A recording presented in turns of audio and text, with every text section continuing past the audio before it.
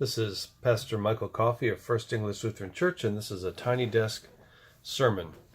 This is a first look at the readings for this coming Sunday and some thoughts about them. I'm going to try to make these Tiny Desk sermons a little bit briefer than they've been in the past, and so I'm going to not read the whole text, but reference it.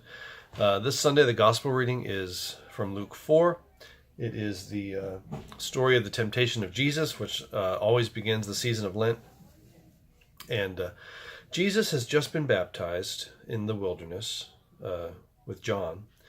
And then the Spirit sends him out into, a wilder wilderness. And he spends 40 days, which is symbolic. It also references the 40 years of wandering in the wilderness of Israel. And during his time there, he's fasting, which is a spiritual discipline that you do when you are preparing for something new or big, some change in life. It's a very ancient common discipline. Of course, it's also part of the season of Lent for those who practice that. Jesus is fasting, and during his time, he is tempted. And his temptations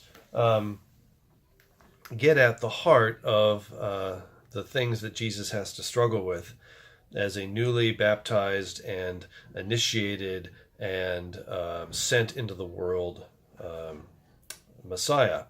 The first one is the temptation of bread, turning stone into bread.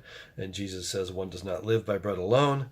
And then the temptation is to have authority over all the nations if Jesus will worship the devil. And Jesus says, worship the Lord your God and serve only God.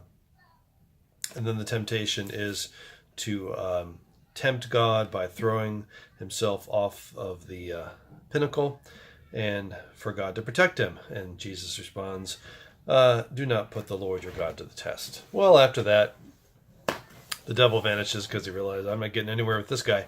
And it says at an opportune time, he'll come back. So these temptations are really...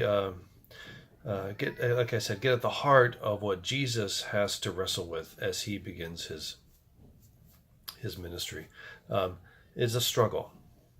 And I think the heart of this text is about the struggle. And Jesus is baptized not in order to live a life in a castle, sitting on a throne. He is baptized into a life of the struggle. And so before he goes into the struggle, he has to deal with his struggles, or at least what the devil perceives are his struggles, which is the base struggle of hunger, struggle of power, and the struggle of trusting God.